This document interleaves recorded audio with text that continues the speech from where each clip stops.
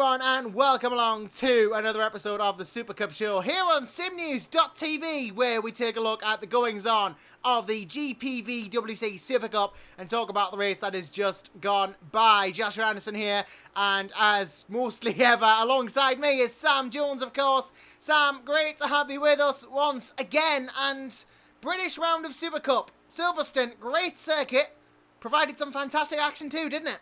Yeah, hello Josh, hello guys. Yeah, it certainly did. It was a fantastic round once again, as it always is in Supercup, and it certainly left us with a lot of talking points for today.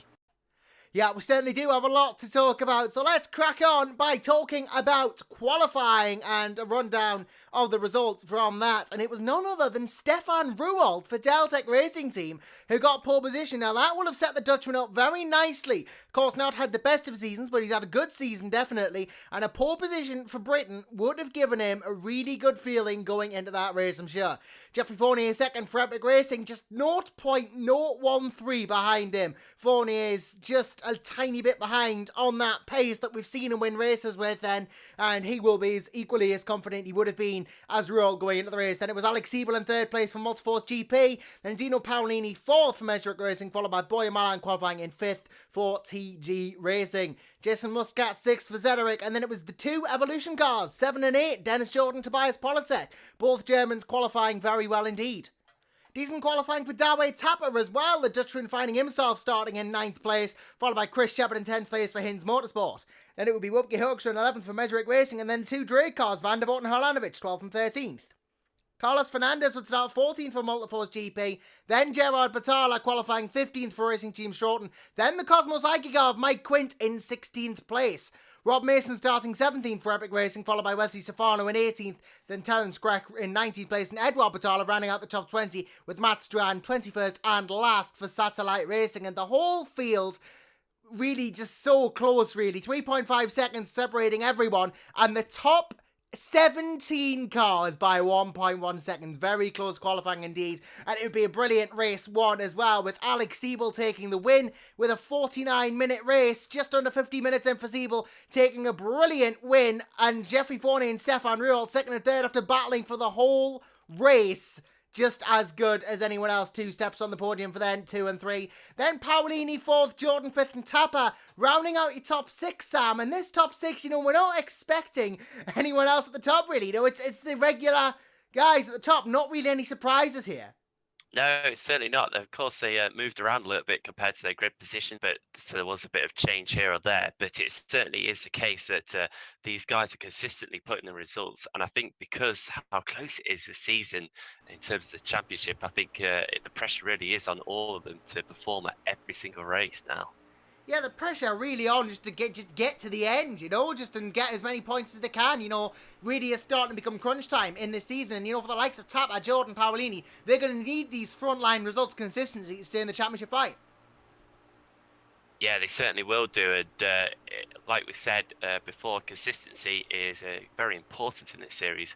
But when you've got the likes of Fournier and Siebel, who have both had streaks this season where they've picked up 3 or 4 wins in succession, it certainly seems to be the case that it could come down to the big results at the end that may just decide this one. Yeah, the big results can count in Supercup, of course. 25 points for win, 20 points for second place, and 16 for third. So you're getting a lot of points either way. And even the lower end of the points, you've got Tobias Politek, who finished 7th. He's going to be sitting there with his 7th place thinking, well, that's 9 more points I can put towards the championship effort. And I'm sure that they'll be very pleased with that, as will Wupke Hoekstra with 8th place for Measurick Racing. These guys, even if they finish in the midfield, if they get a good race too, they can still get a lot of points out of a single round. Yeah, they can. It really is critical now to just pick it up and not make any mistakes. And of course, technical difficulties could be a big factor as well. And we're just got to hope that none of these drivers suffer anything like that, because that could put a major blow, especially if you're on for a good result. It's your day and everything's going well, and something like that hits. It could be an absolute disaster. But that's really just the look of the game, really. That's how racing goes sometimes. And looking at the way the results have been coming in, most of these guys are picking up points consistently, and it is just those 1 or 2 DNFs that really seem to be making the difference. Yeah, it's crucial, at this point of the season that everyone just gets to the end of each race and gets the points, because DNFs can have a serious impact. And I'm sure Chris Shepherd will be happy with a 9th place. Interestingly, though, driving for Hinz Motorsport. Now, he started this season, Sam, as a reserve driver for Epic Racing, so I don't know whether there's been negotiations going on between Hinz and Epic to maybe allow Chris to race for Hinz as a full-time driver, but it is great to see him in a full-time seat if that is the case. Yeah, and certainly got off to a great start, didn't he? So it's not like he was just at the back learning his trade. He's obviously well known in the career ladder and the various leagues in GPVWC. He's certainly been around for quite a bit, and while he put on a decent show. I am interested though as to whether he will be there permanently or whether this is just going to be a temporary thing for the moment. Well, he's on an emergency contract at the moment, and of course drivers on those are allowed 4 races before they have to step up to a primary, so maybe this is a slightly longer term deal to get Chris Shepherd more races. Maybe it's some sort of partnership with Epic, maybe it's just because Thomas Hinz maybe thinks that Chris Shepherd is a good driver, I don't know, but either way, he's certainly impressed with that 9th place, and boy, Milan 10th place, but dropping 5 positions from his starting place. He's not going to be happy with that, dropping so many places. Antonio Hernanovic, though, finished 11th. He will be happy with the amount of places he getting to get into 11th, and Edouard Batala, 12th for the Racing Team Shorten, up 6 places. So we talk about high climbers. 6 places is pretty important if you're starting 18th to get into the points. Yeah, it is, and of course that makes a big difference at the end of the day. And well, there's actually quite a lot of places gained in this race, and a bit different to how it was 1 or 2 rounds ago, where people were making up 15 places. It was a bit more calm and settled this time around. So 6 places was a very good ask indeed, and a great effort by a couple of drivers there that managed to sneak into the points at the end.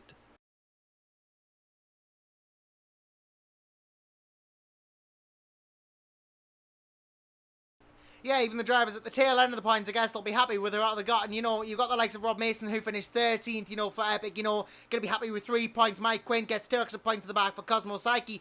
For Carlos Fernandez, rounding out the points, getting a single point for Multiforce GP. Though he did drop 4 places from 11th, so again, maybe we'll have wanted more in the second race. Yeah, just struggled there in the end, dropped a couple of positions, but at least he was still in the points. He still kept his face fairly clean, and that was the main thing really, that he still managed to bring it home, whereas a couple of other guys further down the field didn't manage to do that. So it can't be all grumbles, so sometimes you may be better in qualifying than you are in the race trim, and that looked like it was the way it was for Carlos Fernandez here.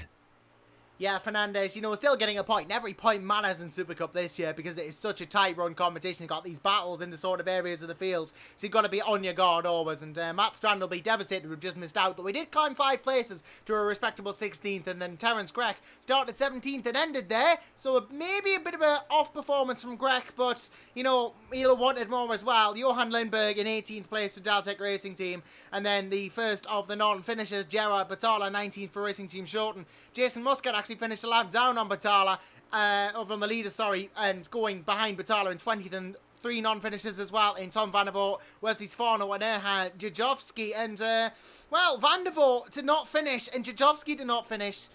Van der Voort's got a lot of experience, of course, in open wheelers. Maybe just finding it a bit more difficult to adapt to our factor to do. He has had some good results in Supercup this year. And Jajovski, again, the adaptation to open wheelers from endurance racing. Supercup can catch people out, even the most experienced.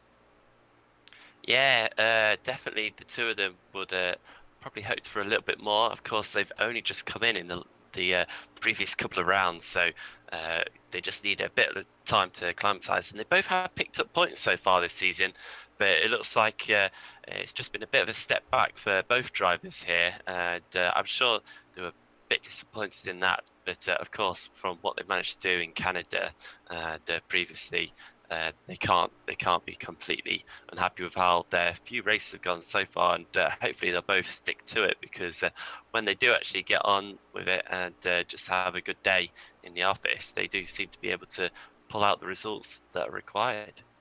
Yeah, they can get the results. It's just a case of, finding the finding the luck really to go with it. Because, luck in Supercup can't play a factor. You gotta have a lucky day sometimes. You gotta have talent, of course, and all of the drivers do. But, you've really just gotta have your day as well. Sometimes it just isn't your day in a Supercup car, and that can show. So on to race 2 then, and, it was always gonna be a good race, as we saw from the race review, of course, and Whoopie Hoekstra taking a brilliant race, winning the second race. Only 17 laps long, of course, but still 25 valuable points for the Dutchman. Then Chris Shepherd started first, ended second, and from 9th, getting reverse grid pole, only dropping a place. It'll be good if he didn't get the win, but 20 points for Shepherd is very respectable. Yeah, I think he could definitely be pleased about that on his second race in Super Cup this season as well. If he isn't a permanent driver, someone needs to make him a permanent driver right now, because that was some good, resolute defending and just some good driving in general from Shepherd. It's a track that you can overtake on. There are some straights around there, and we have seen it in the highlights, of course, that there was plenty of overtaking. So it's not like he was holding the whole field up or anything like that. He just stuck to his guns and got on with it, and he could be thoroughly pleased with that. I think getting a win would have been magical and quite a story, but he shouldn't be ashamed with second place. That is a great achievement. Yeah, it really is a fantastic achievement, just to get a second place in Supercup. It's 20 very valuable points, so in the long run, he'll be happy with that as well. Of course, Hoekstra dominated the likes of flag, but Shepherd was always on his tail. He never let up. And Dennis Jordan getting a third as well, up 2 places from his starting position. Crucial for Jordan as well to get further points and further his championship chances too. Then Dino Paolini 4th in the Medric. Alex Siebel, race 1 winner, finishes 5th in race 2. Again, another solid outing for the German. He just seems to be in form again after losing some of his form that we saw at the start of the season. He seems to be getting back into it. Seems to come in patches with Siebel, but he's definitely a championship contender.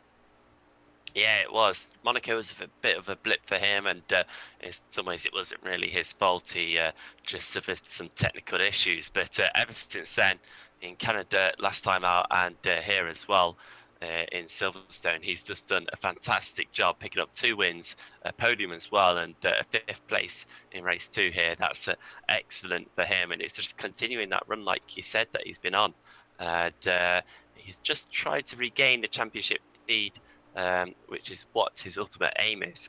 With results like that, because race 2 is always such a difficult race, you can see from how close they were when they came across the line at the end that it was so competitive there that he should be very, very pleased with that 5th place, and like you said, more and more points to add to the tally. Yeah, more points, and boy, Milan will be pleased with 10 more points to go into his tally as well, getting 10 points by virtue of 6th place, followed by Jeffrey Fournier for Epic Racing, who gets 9 by being 7th. So again, another good result from Fournier. Maybe not race-winning form, but he's certainly keeping up with the rest of the field here, as is Dawi Tapper in the Zederik, who finished 8th, and it was Anatoly Haranovic 9th, Tobias Politek rounding out the top 10, but he dropped 7 places, Sam. He started 3rd, and Politek, we know, is capable of winning races, so he won't actually be very happy with that 10th place.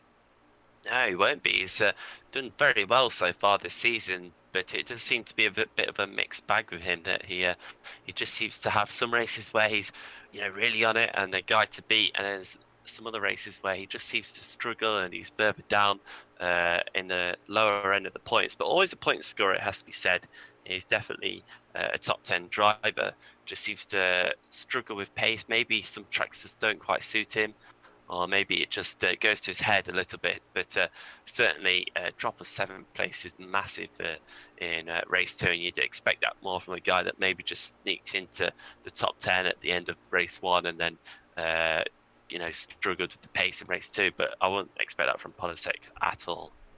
Yeah, Politek, you can't expect to be happy with that 10th, but still 6 points towards the evolution effort. And, well, Tom van der Voort, what can we say about van der Voort? Had a terrible race 1, more than compensated for it in race 2, climbing 10 places from nearly the back of the grid to get to 11th. That is a respectable race from the Dutchman, and may not be his finest race ever. He has had some great Super League finishes in the past, but still a great climb to get there, and he should be pleased with that. Yeah, it's a good confidence booster for him. It's so easy to lose your head in race 2 after a bad race 1. You could feel like the world's against you and you can overdrive the car cause a few collisions along the way that effectively ruin your race by just pushing too hard. But he kept his cool, and he did a fantastic job, like you said, to pick up some good points as well. In the end, I think for the whole rounders, for the in the end, for the round as a whole, I think you should be really pleased with the points that he actually managed to pick up at the end of the day. He should be. He got some very good points this round, and so did Rob Mason, getting a 12th place as well. So 4 more points for Epic Racing going in from Mason, who's really solidifying himself as a solid driver in his own right. Obviously, he came in a couple of years ago. He's really adapting to open wheel racing now, especially in Supercup as well. So, you know, props to Rob. He's doing a great job here. And as is Jason Muscat, he might not be as happy as he would like with that 13th after the disconnection in race 1, but, you know, He's going to get 3 more points, and that's what matters for Muscat. He's at least trying to keep his championship alive here. Yeah, race 1 was an absolute disaster for him, and a real blow to his championship, of course. He went into the round leading it before that race 1 disconnection, but it was damage limitation in the end for race 2, and at least he still managed to pick up some points. Maybe he would have wanted some more, and he certainly wouldn't have come away happy. Because of race 1, nothing could have really recovered his pleasure after that. Maybe a win might have done some bit of healing, but certainly at least he got some points in the end of the day and didn't miss race 2 or have another DNF, which would have really been a soul-crushing result. It wouldn't have helped him, that's for sure. But he did manage to get points, as did Gerard Battala, finishing in 14th for Racing Team Short. And then Terence Crack rounding out the point scorers with the single salty point for TG Racing. Then it was Wesley Stefano 16th, Johan Lindberg 17th. Last of the finishers, and of course the retirements from the second race: Stefan Ruolt, Erhan Jajovski, Edward Battala, Mike Quint, Matt Strand and Carlos Fernandez. So a bit of another bad weekend for Jajovski, a double DNF for Satellite. Yeah, another double DNF for the team, and of course Strand missed out on points in race 1 as well, so for Satellite that's a real blow to them, and certainly not looking like the team that they were in the previous couple of seasons, but well, they can still turn it around, and I think it's just going to take a bit more focus from them, maybe a bit more practice as well, just to try and improve their results and just pick up as many points as they can now for the rest of the season. Quinn scoring points in race 1 is obviously going to help Cosmo Psyche out a lot, but the problem is they only fielded 1 car in the last 2 races. Now that is going to be problematic for them, because if you get into a habit of this, then, you know, they're going to start, you know, losing out and possibly falling into the threshold for not being considered for next year. And you've got to consider as well that Quint has now used up his maximum of 4 races as a reserve driver. Now he has a contract, a primary contract, in fact, with Scuderia Brazilian Formula Challenge. So if he chooses to stay with them, they're going to find themselves with no drivers. So it's a tricky situation for the Anglo-Japanese outfit now. Yeah, it's certainly, well, an interesting one to say the least. They're struggling a bit further down in the championship, and of course the guys below them didn't even turn up to this, so at least that was a 1+ point that they at least fielded 1 car. But it's going to be an interesting one now, and we've only a week or so until the next round. We're not even got to the summer break yet, have we? So it might take a bit of negotiating here or there. Maybe have to try and pull in another driver or 2 from Formula Challenge to just do 4 races. We'll have to see what they can come up with, but certainly now that the season's getting very busy, you don't want to be losing drivers or just not being able to field any kind of competition to even have a chance of scoring points, because you don't want to finish last in the championship, and you don't want to start misrepresenting. Yeah, that's exactly what you want. Maybe we'll see them become a sort of, you know, Formula Challenge Academy, GPVWC Academy style, if they start inviting drivers up for 4 races. But, you know, we'll have to see what happens with the team and going forward. They're a very capable outfit, of course, and we'll just have to see how they manage. And, of course, you know, looking at the overall standings now of Supercup, the time of recording this video, that round that we've just seen has had big ramifications on the teams, but also on one of the drivers, because there's been a penalty come in retroactively for Monaco for Gerard Battala, and he's now received a 1-race ban, Sam, which means he won't be able to take part in the next round.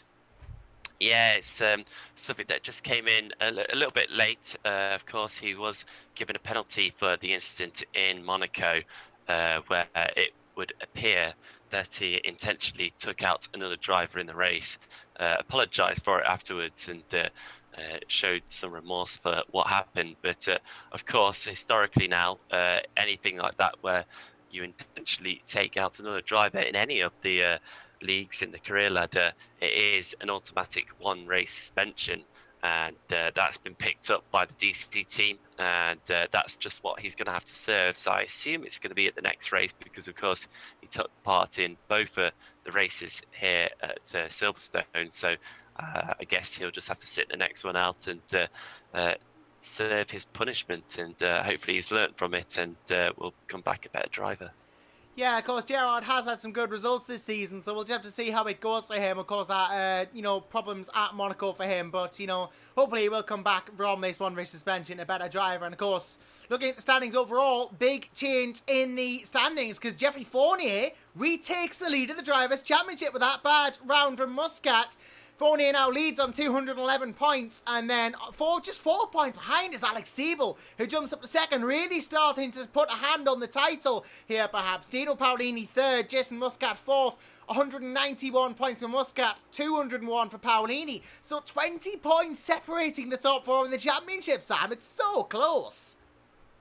It really is. I can't remember a time that I've been following Supercup as a fan, as a commentator, or whatever in the past few years, that we've seen a championship this close between so many drivers, and that's really what is making this series so exciting right now. You'd have to say that Dennis Jordan in fifth and Hoekstra in sixth, but also within a realistic shot, because of course Hoekstra had picked up his first win of the season, and I think once he gets going, there's no stopping him. I've seen the kind of speed that he has in various other leagues as well. So it could be anyone's at the moment. I wouldn't like to put any money down on a single driver right now. And that's what's making it so exciting. That's why I just can't wait to get to the next round and see exactly what's going to happen, because each round it just seems to be someone else that pops up and surprises and just performs a little bit better in the competition. And that's all it takes at the moment.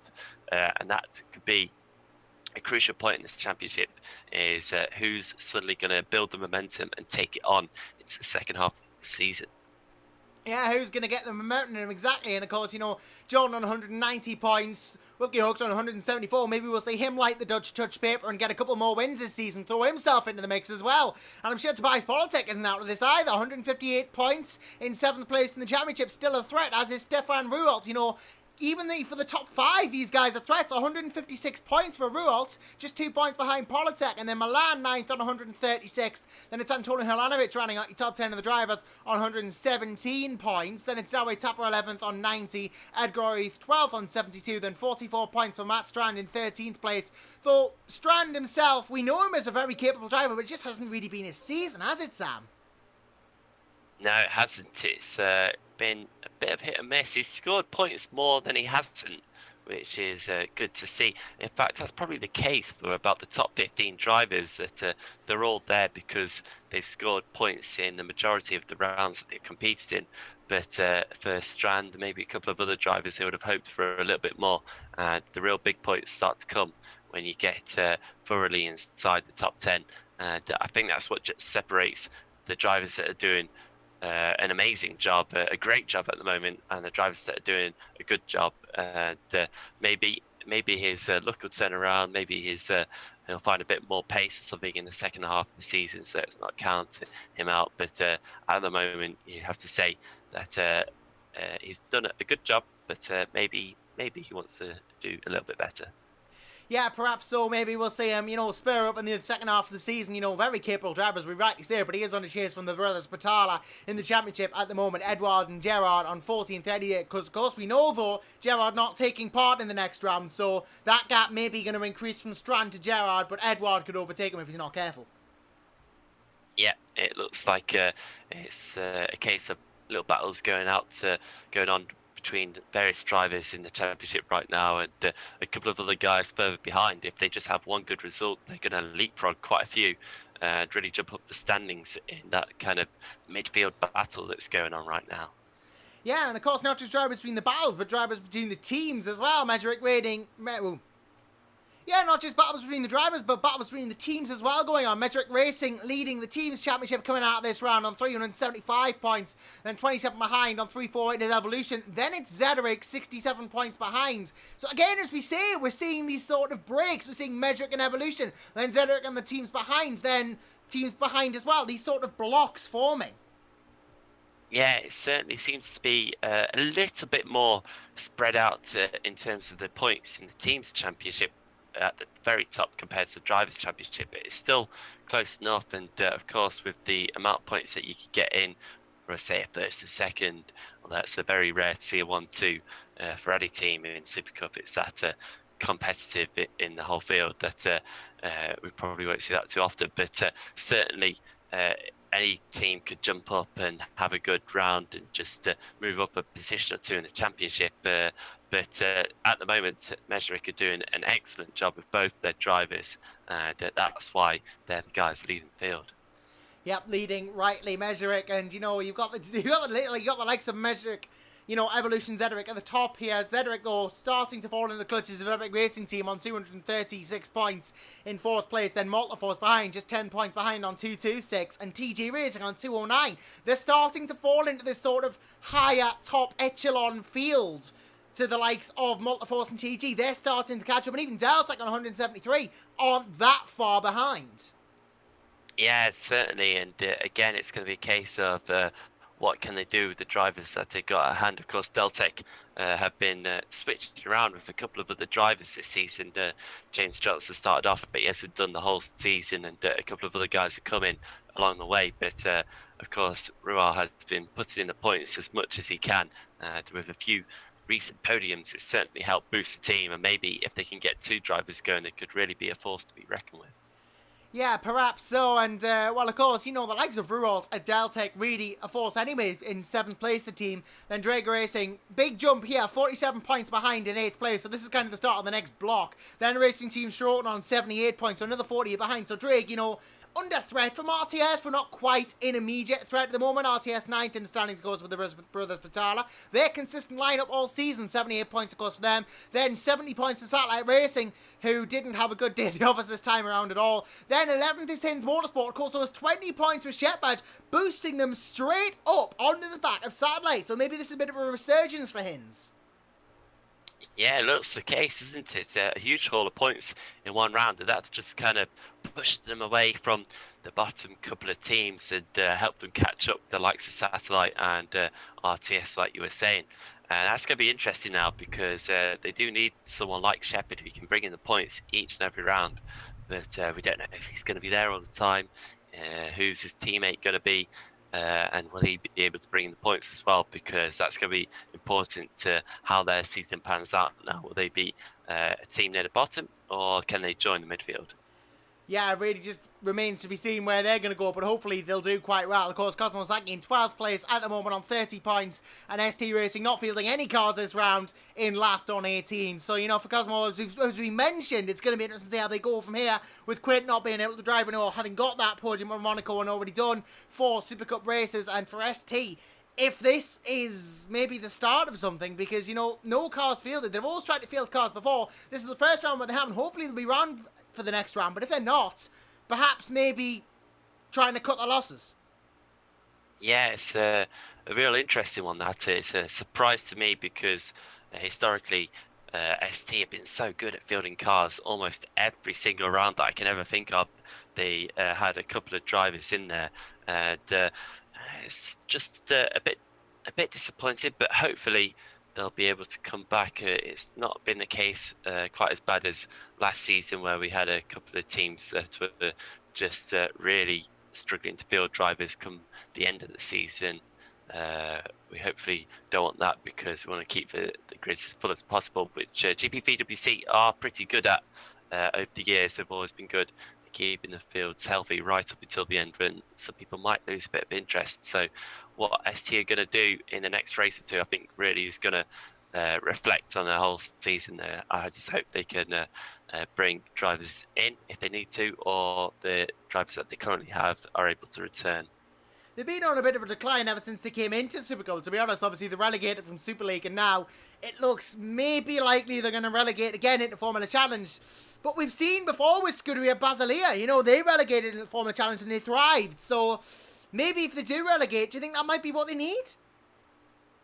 I think so. I think they do need something to just kind of wake them up. It's more of like are you going to go for it now, or are you not? Because in the last 2 or 3 seasons, they've just languished in the bottom 2. and it doesn't look like they're really going to improve this season unless they magically come up with some good results or an amazing driver that's really going to pick up a good haul of points for the rest of the season now. So maybe they just need to have a bit of a wake-up call, and someone just needs to say to them, are you serious about this, or is this just something that you're just going to keep going on with slowly and it's not really going to go anywhere? Because right now it doesn't really look like it is going anywhere. Yeah, of course, ST may not be in the best of form at the moment, but hopefully they'll be able to pick something up by the end of the season and maybe take the fight to some of the lower teams. And of course, for all of the teams, it's going to be an interesting rest half of the season. And of course, the next round, we've just been at Great Britain, of course. So next up is the Hungaroring before the summer break. And that is a notoriously difficult circuit for overtaking. Very handling focused, very difficult to overtake. Going to be super interesting to see what goes on there, Sam. Yeah, it's going to be really, really interesting and completely different track in terms of they're going to be on it 24/7 at the Hungaroring, and that's not a Supercup race you want to miss. Of course, in a week's time, you'll be able to see that live here on SimNews.TV, because we broadcast that now. Of course, we have obtained broadcasting rights to Super League. Of course, Ben Willis, Casper College-Agic, and David Feidick, you're broadcasting for that in a week's time. But until that time, I've been Josh Ranson, he's been Sam Jones, and we will be seeing you in 2 weeks when we'll be reviewing the thrills, spills, and lack of chills from the fantastic Hungaroring. But bye for now. First half of the season before everyone finally gets to have a little bit of a break, a little bit of a refresher, and that's usually a good thing as well, because after that everyone does seems to come back a bit more positive, and the field certainly benefits from that. But next round it's going to be I think a little bit hairy scary. Yeah, they're going to be on it 24/7 at the Hungaroring, and that's not a Supercup race you want to miss. Of course, in a week's time, you'll be able to see that live here on SimNews.TV, because we broadcast that now. Of course, we have obtained broadcasting rights to Super League. So, of course, Ben Willis, Casper College-Agic, and David Feidick, your broadcast team for that in a week's time. But until that time, I've been Josh Ranson, he's been Sam Jones, and we will be seeing you in 2 weeks when we'll be reviewing the thrills, spills, and lack of chills from the fantastic Hungaroring. But bye for now.